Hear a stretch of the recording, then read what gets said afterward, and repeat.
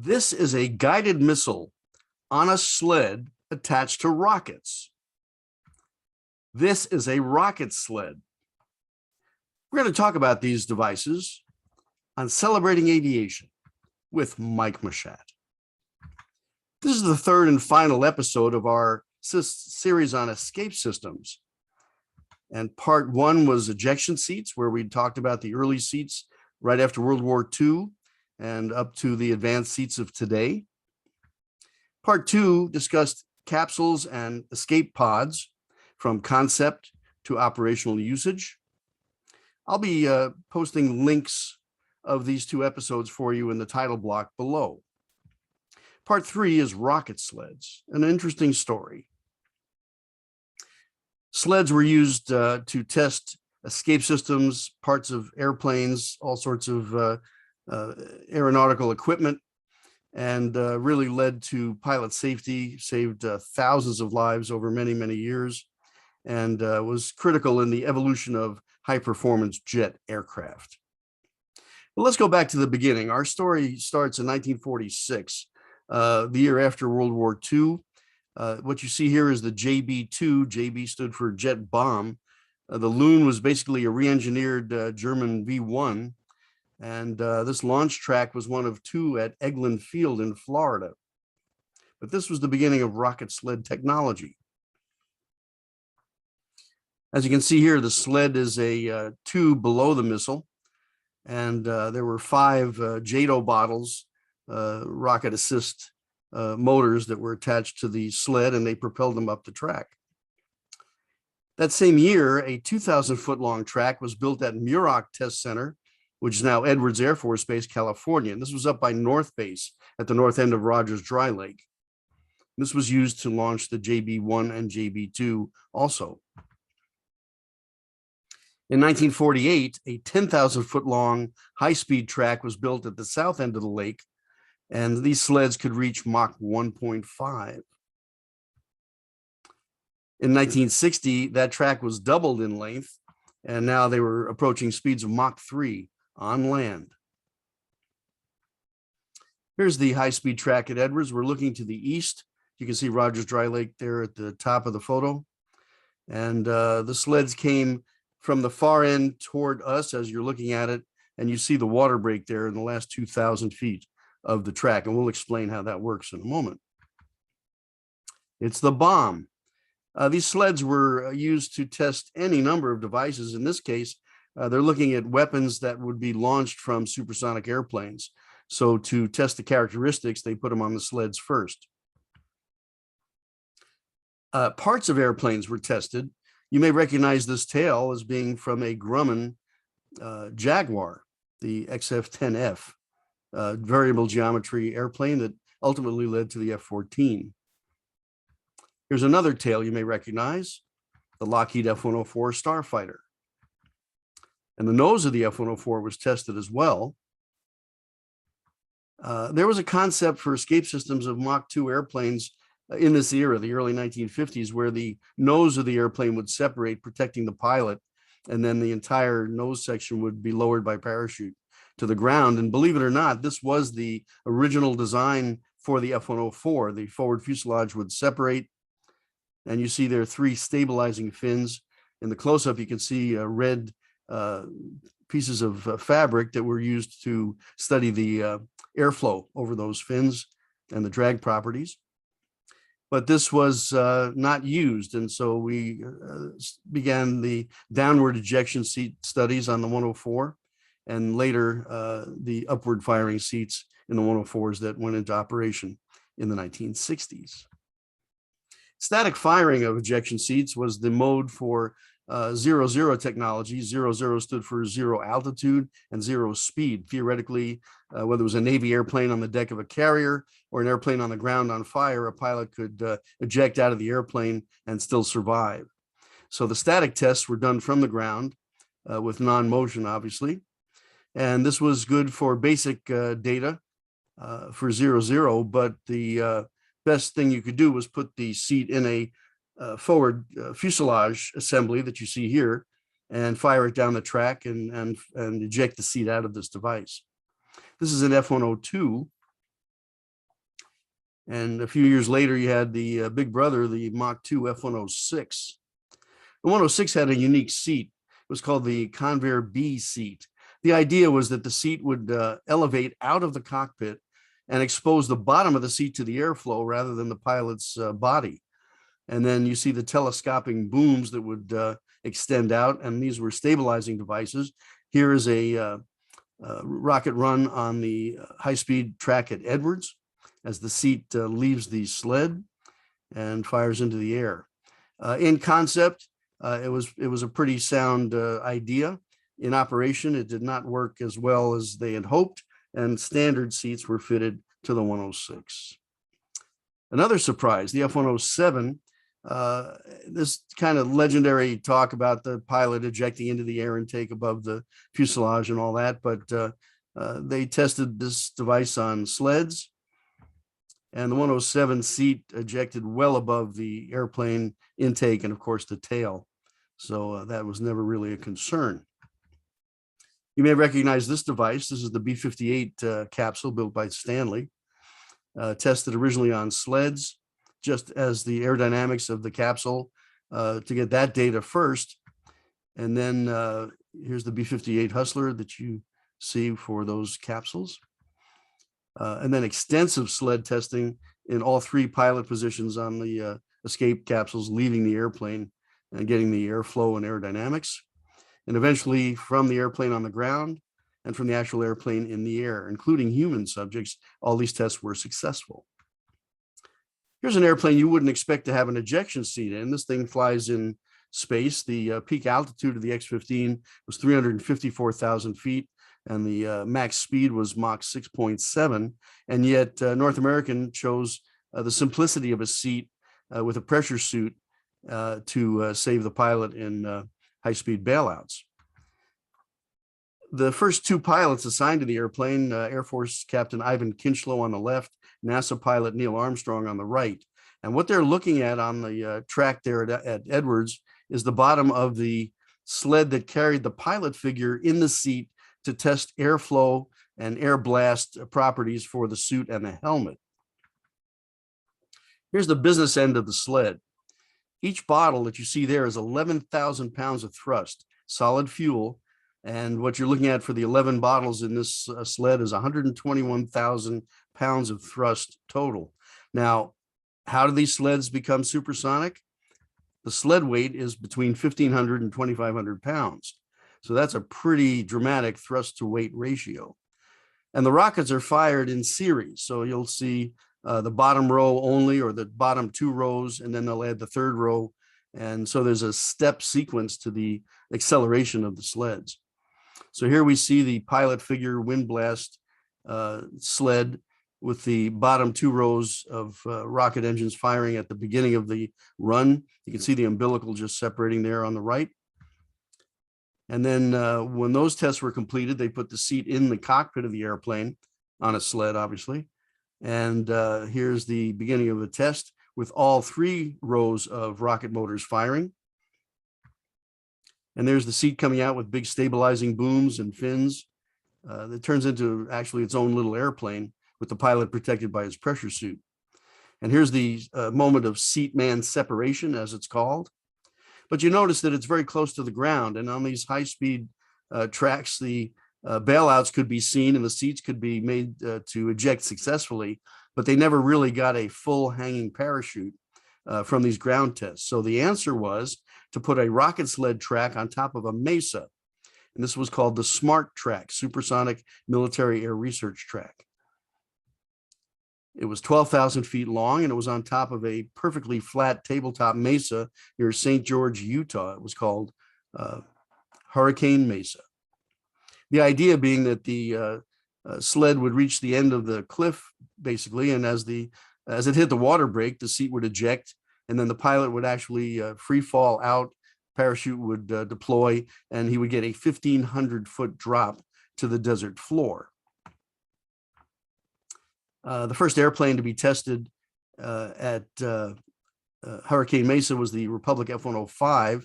The sled was built by the Coleman Company, you can see here.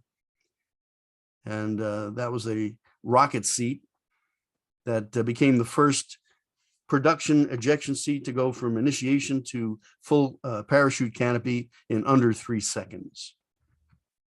The XB-70 capsule was also tested successfully at Hurricane Mesa. There you see it just before landing. This is a color photo that I took out of a Beechcraft Bonanza that we were flying around. I was flying sailplanes in Utah, and we had the company Bonanza cruising around, and I actually got to take this photo in 1975. And what's interesting is that the water from the water break is visible at the close end right there by the cliff. So how does that work? Well, this is the bottom of a sled, and you see the 2 scoops there, and those scoops dig into the water in a series of steps. Here you see the beginning of the water break sequence. There are ever increasingly deeper troughs through the 2,000 feet of the water break, and those scoops hit those troughs. They break through masonite barriers, and as the water becomes deeper and deeper, the sled decelerates. And here you see the max effort, and you can see some of the masonite walls there right toward the end of the track. What's really dramatic is that these sleds are supersonic, and they'll stop in 2,000 feet in just a few seconds. And that brings us to this gentleman, Dr. John Paul Stapp, Colonel, U.S. Air Force. Dr. Stapp was born in 1910, and he was a flight surgeon and a PhD, and he devoted his life to studying deceleration forces and crash survival. This photo was taken in 1997. Dr. Stapp passed away in 1999 of natural causes, which is amazing because riding these sleds, you're going to see what happened. I'll tell you some of the stories, but he's standing on the old North Base track. You can see the mounts for the track in the ground there. It was a very historic day.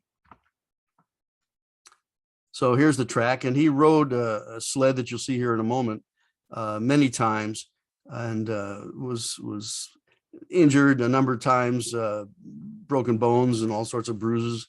I remember asking Dr. Stapp, I said, why did you subject yourself to all that risk and injuries? And his comment was so typical, so humble of him. He just basically said, I didn't want any of my men to get hurt. Now, this is a sled that was built by Northrop. And here's, originally it was open and then they enclosed it. And this is Dr. Stapp undergoing a deceleration test. Later versions of the sled that you see here, we accelerated to about 80 miles per hour. And you notice the stretcher there, this is the end of a run. And that was just in case Colonel Stapp wasn't able to walk back to the blockhouse. Typical of his humor, this sled was named the G Whiz. And this is the emergency braking device. And this is an interesting thing to talk about because you'll notice that on either side, it's much like a carrier arrested landing cable. You notice the 2 wheels on either side of the track. And those are literally, since it was built by Northrop, those wheels are from an F-89 Scorpion. The track was used from December 1947 to June 1951. There were 74 sled runs total, and the max speed was 88 miles an hour. And I mentioned the F-89, and that's this airplane here. But there's an interesting story that comes out of the North Base track. During a test, the launch officer sitting in the blockhouse right in the center of the photo there did the countdown, 5, 4, 3, 2, 1, pressed the launch button, and nothing happened. And he made a comment. He said, well, I guess if it can go wrong, it will go wrong. His name, Air Force Captain Edward A. Murphy, Jr. And believe it or not, if it can go wrong, it will go wrong is called Murphy's Law. And it happened at Edwards Air Force Base. Dr. Stapp moved operations to Holloman, which had a higher speed track. And he was now reaching speeds in the low to mid hundreds of miles per hour and going through deceleration and learning what G-forces did to the human body and how safety devices could be made to mitigate those forces and allow the pilot to survive. The ultimate run at the Holloman track, at that time it was 35,000 feet long, was on the Sonic Wind, also built by Northrop. And this was a sled that reached a speed of 632 miles per hour on December 10th, 1954. The max G load at deceleration was 46. And the sled decelerated from 632 miles an hour to 0 in 1.4 seconds. Dr. Stapp was blinded momentarily, for actually a few hours, I should say, had many bruises and internal bruising, black and blue marks all over his body, but from the straps. But they learned that a man can survive very high G loading for, a split second or so. And so what resulted from that were the safety harnesses, seat belts, shoulder straps, and all the devices that kept pilots safe during an ejection and deceleration. Now, this leads to an inevitable connection between the automobile and the airplane, especially high-speed cars and aircraft subject their pilots and drivers to forces that are quite similar. And over the years, the connection between jets and cars was always quite strong. Full disclosure, this is a mid-60s Plymouth that was used for crash testing by the Department of Transportation. This car was rammed into a concrete wall at 50 miles per hour. This crash would have been non-survivable, but the devices from the aircraft technology and Dr. Stapp's research changed the game. The interiors of cars of that era looked like this, very stylish, lots of chrome, lots of things projecting out that could cause injury. And so the studies and all the evolution of safety materials and design created interiors that look more like this: soft padding, flat black surfaces, recessed controls. And this led to much more survivability in car accidents. The designs of the cars changed as well. For comparison, in 1965, there were approximately 65,000 fatal accidents in automobiles, and that includes pedestrians and bikes. But auto-related deaths in 1965 were 65,000 people. 20 years later, look at how the car's design has changed, and that number is about half.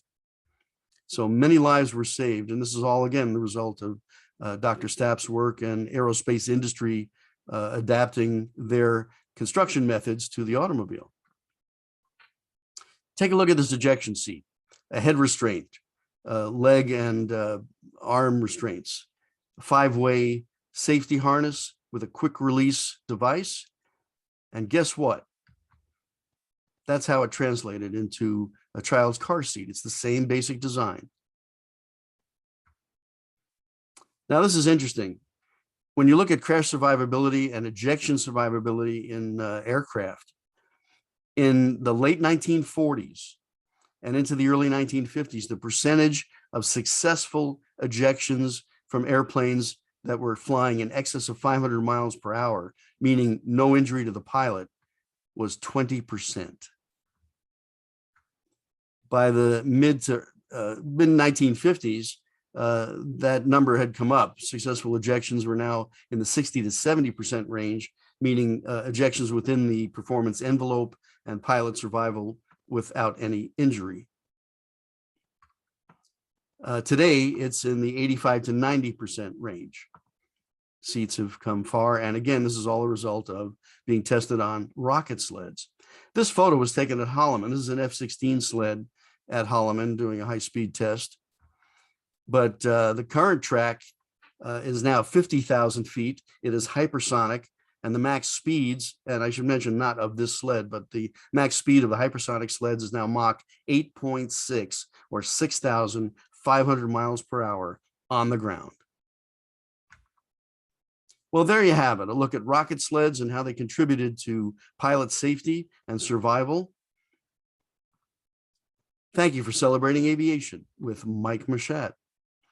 We hope you've enjoyed this episode, and as always, special thanks to a host of wonderful folks who helped make this presentation possible. I had the pleasure of meeting John Paul Stapp in 1997 during the 50th anniversary of the Mach 1 flight at Edwards. He was a delight to talk to, very humble man, very just a wonderful, wonderful gentleman. And we owe him much in our safety today in the automobile and the airplane. So until next time, take care.